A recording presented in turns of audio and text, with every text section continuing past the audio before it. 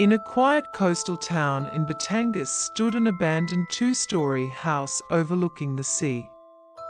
Locals called it Bintanang Umiyak, the crying window, because every night, no matter the weather, people claimed they heard soft sobbing echoing from the second floor. Lena, a college student fascinated by urban legends, traveled to the town for her thesis about Filipino hauntings. The townsfolk warned her to stay away from the house, especially after sunset.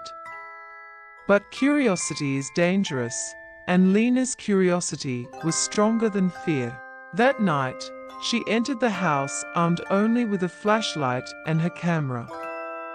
The air inside was cold and thick, like the house itself was holding its breath. As she climbed the stairs, she saw it, the famous window. Its curtains fluttered even though there was no wind. The glass was fogged, except for one clear spot, shaped like a face pressed from the inside. Then she heard it. A whisper. So faint she thought it was the wind. So close it felt like it came from behind her ear.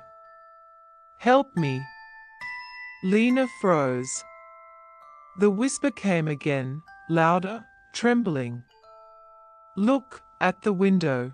Her trembling flashlight turned toward the glass, and Lena saw a pale child's hand slowly rising behind it. Small fingers dragged across the glass, leaving long streaks, as if the child had been trying to escape for years. Suddenly the window began to rattle violently. The sobbing grew louder, but the child's voice changed. It wasn't crying anymore.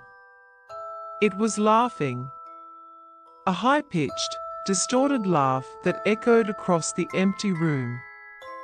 Lena stumbled backward as the window cracked, then shattered outward with a thunderous scream.